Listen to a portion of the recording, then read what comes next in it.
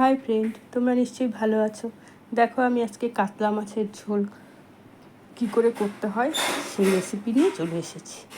তার জন্য কাতলা মাছকে আমি একটু লবণ, হলুদ আর একটু সরষের তেল মাখিয়ে এই 5 মিনিটের মতো রেখে দেবো। তারপর দেখো আমি একটু মশলা রেডি করে নিচ্ছি। একটু রসুন, একটু আদা, তারপর শুকনো লঙ্কা, পেঁয়াজ, টমেটো।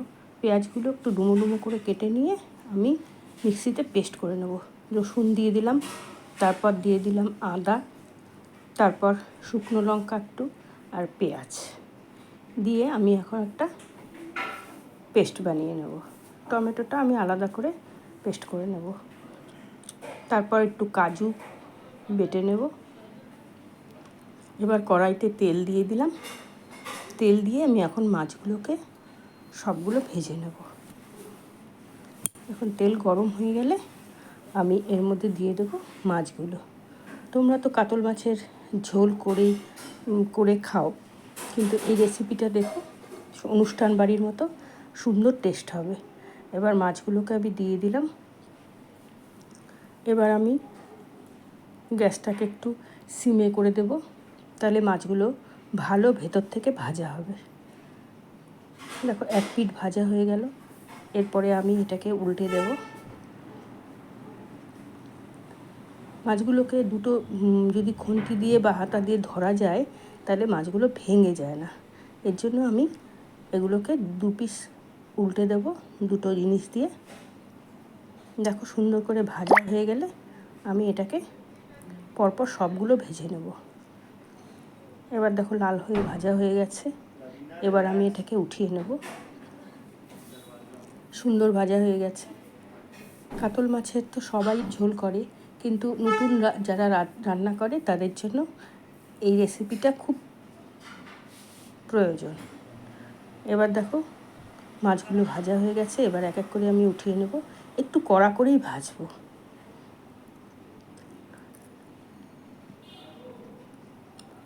এবার মাছগুলোকে সব উঠিয়ে নিলাম। এবার যে তেলটা থাকবে সেই তেলেই আমি ঝোল রান্না করব। দেখো মাছগুলো সব ভাজা হয়ে গেছে, সুন্দর লাল লাল করে ভাজা হয়ে গেছে। এবার এই তেলেই আমি কিছু ফোড়ন দিয়ে রান্না করব।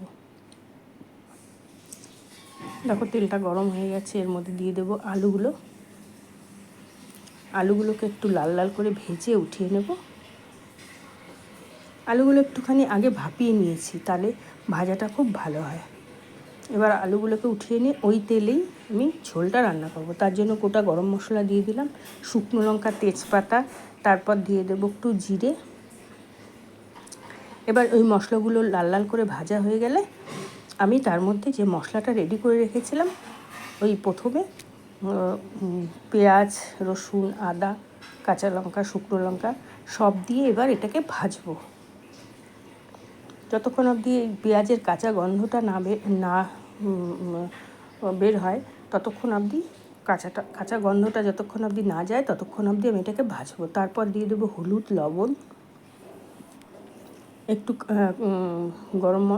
একটু শুকনো লঙ্কার গুঁড়ো দিয়ে দেবো। তারপর দিয়ে দেবো একটু জিরের গুঁড়ো দিয়ে পুরো মশলাটাকে আমি যতক্ষণ তেল ছাড়া না হবে ততক্ষণ অবধি ভাজবো। দেখো তেল ছাড়া হয়ে গেছে। এবার আমি টমেটোটা আলাদা করে বেটে রেখেছিলাম, এবার টমেটোটা আমি দিয়ে দেবো। এবার টমেটো দিয়ে সব দিয়ে এবার ভাজবো। এবার কাজুটাকে যে বেটে রেখেছিলাম এই কাজুটা দিয়ে দেবো। দিয়ে পুরো তেল ছাড়া হবে ততক্ষণ অবধি আমি এটাকে ভাজবো। দেখো ভাজা হয়ে গেছে, জল চলে গেছে। এবার আমি একটু দই ফেটিয়ে নিয়েছিলাম, সেই ফেটানো দইটা দিয়ে দিলাম। এবার বাটিটা ধুয়ে একটু জল দিয়ে দেবো। এবার সব দিয়ে একটু এখন গ্যাসটাকে একবারে সিমে করে নেব, কারণ দইটাকে ফেটে যাবে বেশি আঁচ থাকলে। এবার পুরো করে ভাজবো। ভেজে আমি ভাজা আলুগুলো এর মধ্যে মিক্সড করে দেবো। এবার দেখো আমার মশলাটা পুরো ভাজা হয়ে গেছে। এবার আমি পরিমাণ মতো যার যেরকম ঝোল লাগে সেই আন্দাজে আমি একটু জল দিয়ে দেবো। তারপর একটু কাঁচা লঙ্কা দিয়ে দেবো সেন্ট হওয়ার জন্য। এবার জল দিয়ে আমি একটু ফুটিয়ে নেব। এইভাবে কাতল মাছ রান্না করবে, দেখবে খেতে খুব ভালো হবে। এবার মাছটার ঝোলটা তো একবারে ফুটে গেছে। আলুগুলো তো আগেই আমি একটু ভাপিয়ে নিয়েছিলাম, আলুগুলো সেদ্ধ হয়ে গেছে। এবার আমি একটু মাছগুলো এক এক করে ছেড়ে দেবো।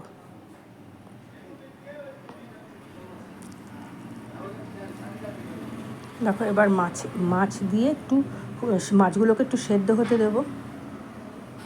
এবার পুরো মাছের ঝোল আমার হয়ে গেল।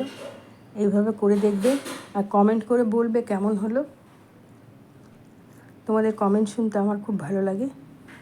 এবার দেখো ঝোলটা হয়ে গেছে। এবার আমি নামানোর সময় একটু 1 চামচ ঘি আর একটু গরম মশলা দিয়ে দেবো।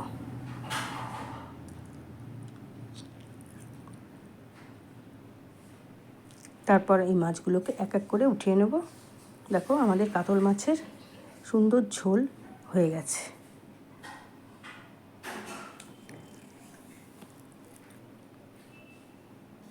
এবার আমি এটাকে সার্ভ করে নেব।